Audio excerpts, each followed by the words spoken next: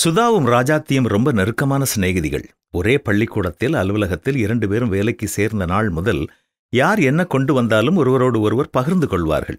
சுதாவிற்கு சாப்பிடுவதற்கு என்ன பிடிக்கும் என்பது ராஜாத்திக்கு தெரியும். அதே மாதிரி ராஜாத்திக்கு என்ன ரொம்ப விருப்பம் என்பது சுதாவிற்கு தெரியும். ஒரு நாள் ஒரு கடலை மிட்டாய் உற்பத்தி செய்யும் இடத்திற்கு சுதா போக வேண்டிய சூழ்நிலை வந்தது.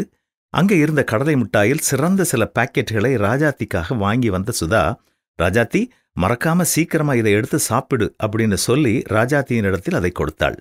அன்று வேலை பளு அதிகமாக இருந்த காரணத்தால், சரி கொஞ்ச நேரம் கிடைக்கும் பொழுது சாப்பிடலாம் என்று அதை எடுத்து ரொம்ப பத்திரமாக உள்ளே வைத்தாள். ஆனால் அதிகமான வேலை இருந்த காரணத்தால் 2 நாட்கள் அதை எடுக்க மறந்து போனாள்.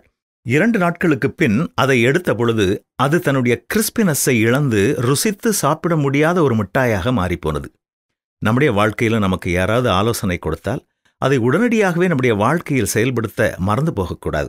சில நாட்கள் கழித்து அதை யோசித்து பார்த்தால் நாம் பயன்படுத்த முடியாத ஒரு வார்த்தையாக அது நமக்கு தெரியும். அல்லது நமது சூழ்நிலை மாறி, ஐயோ அந்த நல்ல வார்த்தையை நான் பயன்படுத்த மறந்து போனதால் எவ்வளவு பிரச்சனை என்று யோசிக்கக்கூடிய நிலைதான் வந்து சேரும்.